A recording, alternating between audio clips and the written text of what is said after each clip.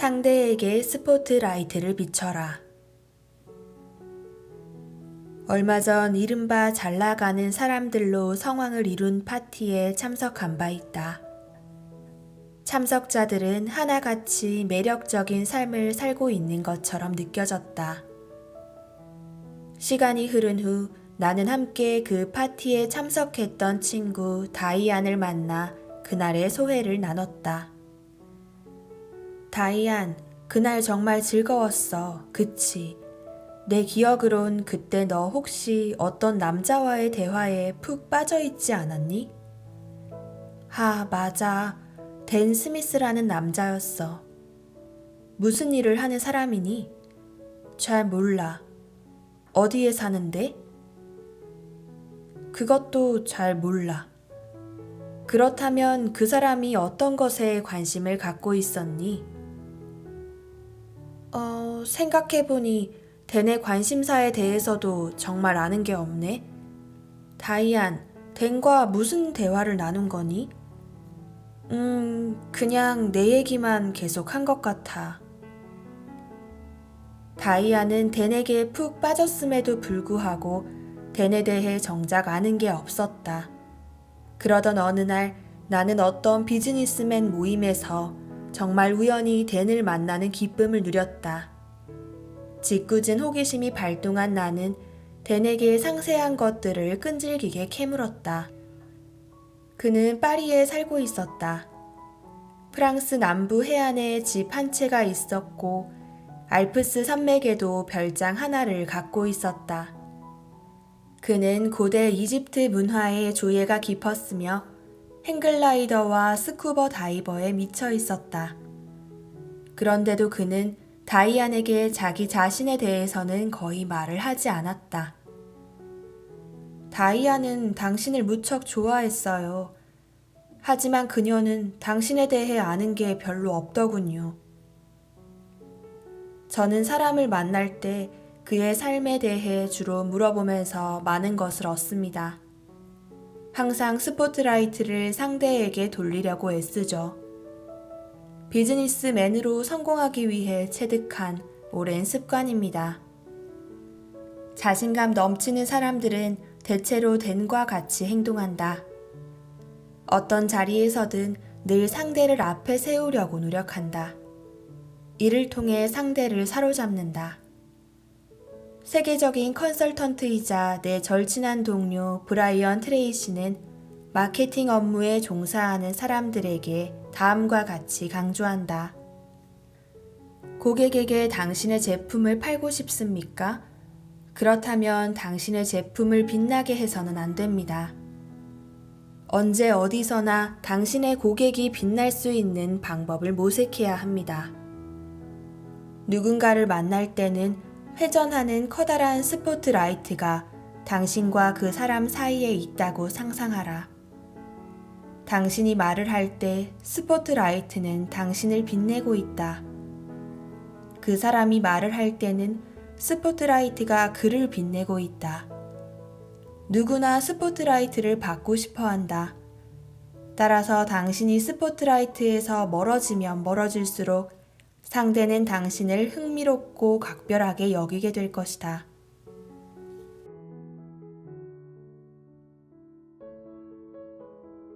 사랑스런 작은 일격을 가하라.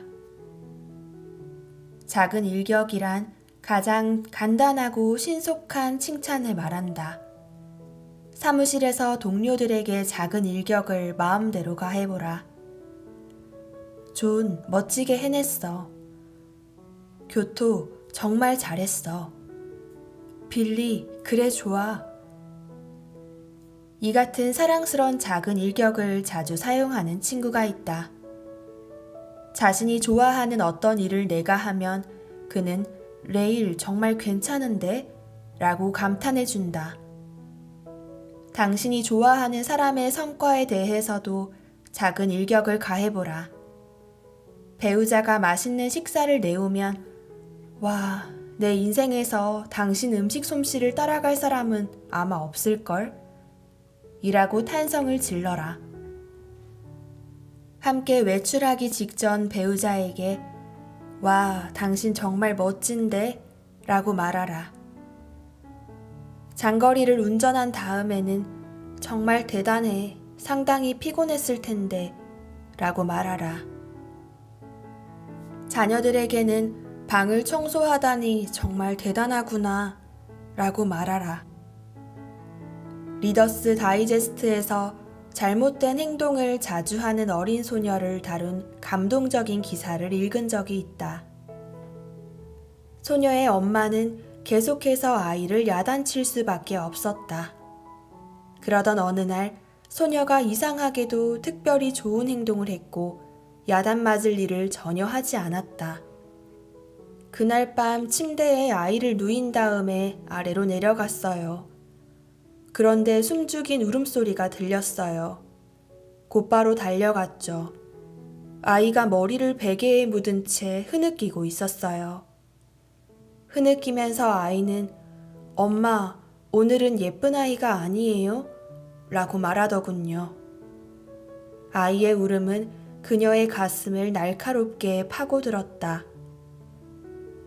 녀석이 잘못할 때 저는 곧바로 그것을 고쳐주었어요. 하지만 좋은 행동을 할 때는 미처 제가 그것을 보지 못했고 한마디 칭찬도 없이 잠자리에 재웠어요. 따지고 보면 성인도 다 자란 아이에 불과하다. 가까운 사람이 우리가 잘하고 있는 것을 알아차리지 못할 경우 침대에 들어가서 흐느껴 울지는 않겠지만 그럼에도 가슴에 얼룩진 눈물 흔적은 생기게 마련이다. 작은 일격은 정말 사소하다. 하지만 여성이라면 누구나 알고 있듯이 그것의 효과는 말할 수 없이 크다. 키티 칼렌의 오래된 노래의 여성이라면 누구나 고개를 끄덕인다. 방 저편에서 깃털 같은 키스를 불어 보내주세요. 제가 없을 때 제가 멋져 보인다고 말해주세요. 제가 앉은 자리를 지나가면서 제 머리를 만져주세요. 사소한 것이 엄청난 것을 의미한답니다. 은밀한 미소에 깃든 따뜻함을 제게 보내세요. 당신이 저를 잊지 않았다는 점을 제게 보여주세요. 항상 언제나 영원히 사소한 것이 엄청난 것을 의미한답니다.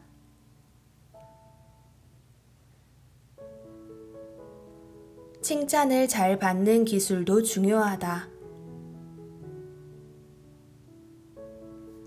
칭찬을 잘 하는 것도 중요하지만 잘 받는 것도 그만큼 중요하다. 칭찬을 잘 받지 못하면 칭찬을 하는 사람에게 깊은 상처를 줄 수 있다. 남자가 칭찬한다. 오늘 정말 멋진 드레스를 입었네. 여자가 당황해하며 어색하게 대꾸한다. 드레스가 구식이라고 놀리는 거야? 아니, 그게 정말 아닌데. 그러면 남자는 어색하게 웃으며 말을 더듬는다. 남자는 여자에게 다시는 칭찬을 하지 않는다. 어떤 모임에서 한 남자가 시무룩하게 앉아 있었다.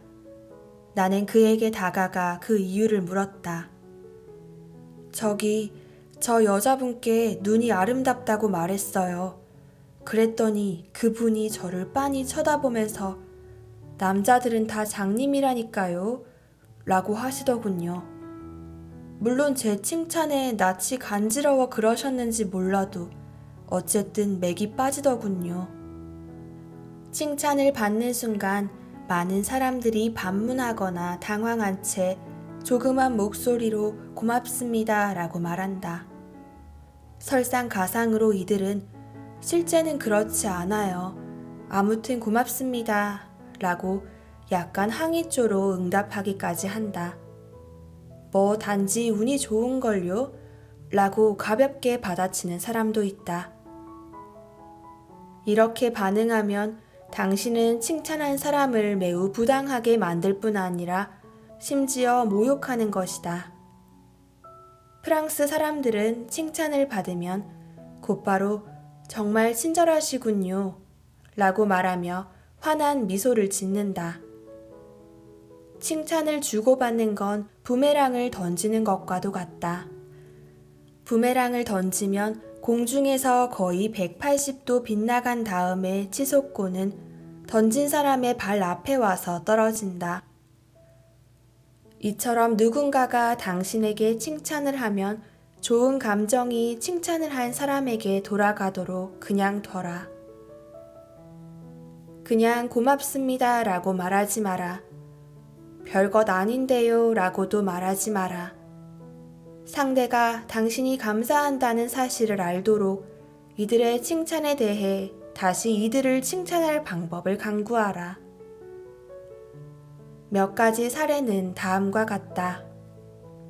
상대가 구두가 정말 멋지군요 라고 말하면 그렇게 말해주시니 정말 기분이 하늘을 날아갈 것 같네요. 사실은 얼마 전에 큰맘 먹고 새로 구입했거든요. 라고 말하라. 상대가 이 프로젝트를 정말이지 멋지게 해냈어요. 라고 말하면 그렇게 말해주시니 정말 기분이 좋군요. 당신의 긍정적인 피드백을 늘 고맙게 생각해요. 라고 말하라. 상대가 당신의 가족, 프로젝트, 행사 또는 자신이 당신에게 관심을 갖고 있다는 것을 보여주는 어떤 일에 대해서 물어올 경우 당신 역시 감정을 부메랑에 실어 보낼 수 있다. 동료가 하와이에서의 휴가는 어땠어? 라고 물어보면 그걸 용케 기억하고 있었네. 정말 고마워. 라고 말하라. 상사가 지금도 감기 기운이 있나? 라고 물어보면 당신은 관심을 가져주셔서 감사합니다. 지금은 무척 기분이 좋습니다. 라고 말하라. 칭찬이나 관심을 가진 질문의 형태로 당신 삶에 드리워진 약간의 햇빛을 그들이 비춰줄 때마다 햇빛을 준 사람들에게 되돌려주라.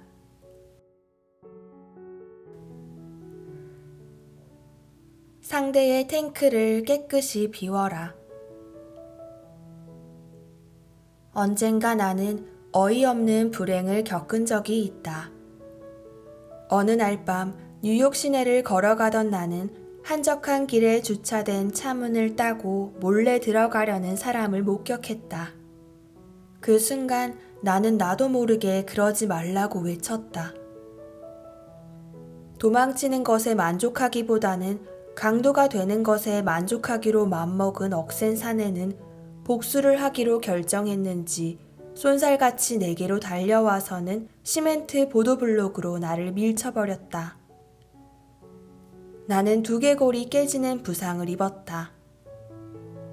현기증이 나서 비틀거리는 걸음으로 나는 마침 가까이에 있는 병원의 응급실로 간신히 걸어 들어갔다. 욱신거리는 머리에 아이스팩을 대고 있는데 응급실 간호사가 짜증이 날 만큼 세세하게 신상조사를 하는 것이었다. 그녀는 주소와 전화번호, 사회보장번호, 보험번호 등을 꼬치꼬치 캐물었다. 마치 그녀는 이렇게 말하는 것 같았다. 재수없게도 머리가 깨졌네요. 하지만 그건 별일 아니니 나중에 말해줘도 돼요. 중요한 건 보험 번호예요. 어떻게 되시죠? 그 순간 나는 소리치고 싶었다. 그렇게 사소한 일로 날 괴롭히지 말란 말이야. 지금 난 머리를 다쳤다고. 어떤 사람이든 내게 일어났던 끔찍한 일을 좀 물어봐 달란 말이야. 무례하고 가학적인 신문이 끝나고 나서야 비로소 그녀는 그런데 무슨 사고로 오신 거죠? 라고 물었다. 나는 나중에야 내 안타까운 사연을 다른 병원 응급실에서 환자 접수를 받고 있는 친구인 수에게 말할 수 있었다. 그녀는 말했다. 나도 알아. 간호사들이 다들 그런 식으로 병원 서류를 받는데 도무지 이해가 되질 않아. 부상당한 사람은 병원 서류를 모두 정리한 다음에야 마지막으로 무슨 일을 당했는지 말하게 되지. 간호사인 수는 응급실에 근무하면서 골절을 입고 화상을 입어 고통을 겪는 사람들에게 서류 작성에 필요한 것들을 묻는 것처럼 어려운 일은 없다고 말했다. 그래서 그녀는 질문을 바꿨다. 제일 먼저 무슨 일이 일어났는가를 물어본다는 것이다. 환자들은 자신에게 일어났던 일을 그녀에게 말한다. 그녀는 따뜻한 시선으로 그들을 바라보며 그들이 하는 이야기를 귀담아 듣는다. 그런 다음에 그들은 기분 좋게 내가 필요로 하는 정보를 제공해줘. 뛰어난 사장은 말하고 싶은 인간의 욕구를 알고 있다. 소규모의 제조업체를 운영하고 있는 내 친구 로버트는 종업원이 불만을 토할 때마다 종업원의 말꼬리를 잡지 않는 것으로 유명하다. 그는 종업원의 말을 끝까지 철저하게 듣는다. 다루기 힘든 고객, 협조하지 않는 동료들에 대한 이야기를 종업원이 마음껏 하도록 그냥 둔다. 로버트는 말한다.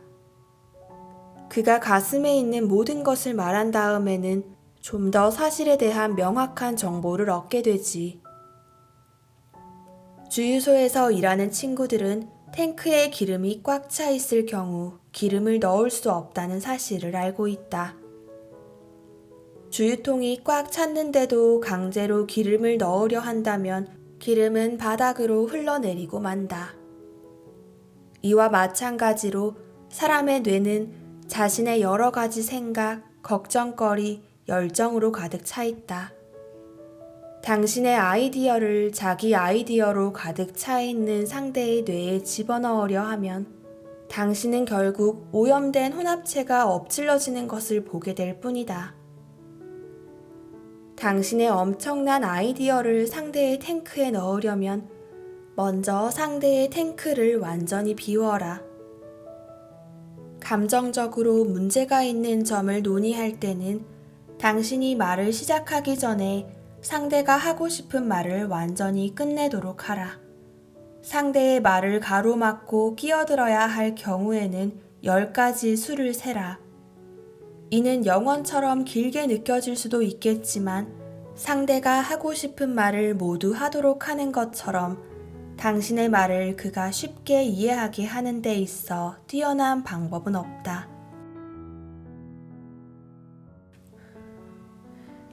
우아함을 유지하면서 쥐를 잡는 기술. 명예를 잃기보다는 목숨을 끊어 명예를 지키는 일본인들이 있다. 이와 약간 다르긴 해도 목숨을 끊어 명예를 지키려는 욕망을 가진 미국인들이 있다. 이런 미국인은 자신의 명예를 앗아간 사람이 죽는 꿈을 자주 꾼다.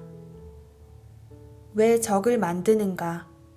반드시 거짓말쟁이를 잡아야 하는 것이 아니라면 누가 무슨 거짓말을 하든 신경 쓰지 마라. 그 다음에 곧바로 그들을 당신의 삶에서 그리고 당신이 책임지고 있는 사람들 주변에서 없어지게 하라. 이와 관련해서 내 여성 고객이 직접 경험한 일을 살펴보기로 하자. 어느 날 그녀는 스테파니 부인이라고 알려진 사교계 명사의 집에 식사 초대를 받아 그곳에 갔다. 스테파니 부인의 집은 아름다운 예술작품으로 가득 차 있었다. 모든 예술작품 가운데서도 모든 초대 손님들이 부러워 마지 않는 소장품인 파베르제 달걀, 19세기 러시아 차르 황실의 보물, 이 단연 돋보였다.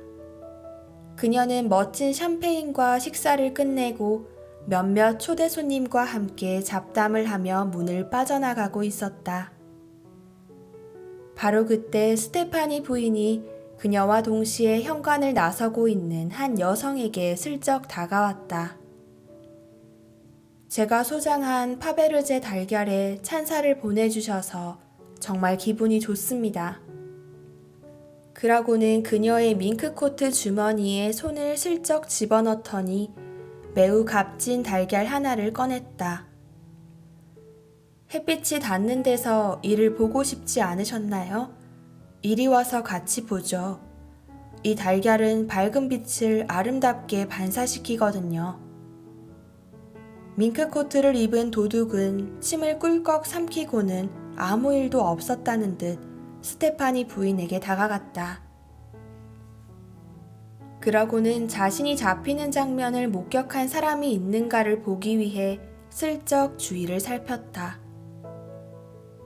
나의 고객과 현관의 홀에 있던 사람들은 모두 그 사건을 목격했지만 스테파니 부인의 뒤를 따라가면서 짐짓 모른 척했다. 속이 들여다보이는 걸음을 걸으면서 도벽이 있는 손님은 스테파니 부인에게 햇빛에 비친 달걀에 대해 찬사를 아끼지 않았다. 그 다음에 매니큐어 칠한 손으로 파베르제 달걀을 되찾은 스테파니 부인은 안전한 금고에 그것을 넣기 위해 집으로 들어갔다. 도둑은 재빨리 자신의 차에 시동을 걸었다. 스테파니 부인은 도둑질한 손님에게도 손님에 대한 예의를 갖춰 돌려보냈던 것이다. 이로써 그녀는 사람들로부터 더욱 깊은 존경을 얻게 되었다. 바로 이 같은 사실이 그녀에게 초대 손님을 무척 편하게 해주는 파티의 안주인이라는 명성을 안겨주고 있었다. 인간관계에 뛰어나고 성공한 사람들은 왜 이처럼 좋지 않은 일에는 신경을 쓰지 않는 것일까? 그들은 결코 추문을 만들지 않는다. 그리고 자신의 밑에 있다고 판단되는 사람에게는 심각한 손해를 입지 않았다면 한없이 관대하다. 굳이 잘못을 들춰낼 필요가 없다. 그렇게 해서 무슨 이익이 있는지 되묻는다. 성공하고 싶다면, 사람들에게 존경을 얻고 싶다면 스테파니 부인처럼 행동하라. 거짓말하는 것을 알았을 때, 도둑질하는 것을 잡았을 때, 과장해서 말하는 것을 알았을 때, 속임수 쓰는 것을 알았을 때 직접 대면하지 마라. 도둑을 잡거나 사람의 잘못된 점을 고쳐주는 것이 굳이 당신의 책임이 아니라면, 또 그렇게 함으로써 억울한 희생자를 구하지 못한다면 그 사람이 빠져나가도록 그냥 두어라. 그 다음에 그런 사람에게는 다시는 시선을 주지 말자고 단단히 각오하라.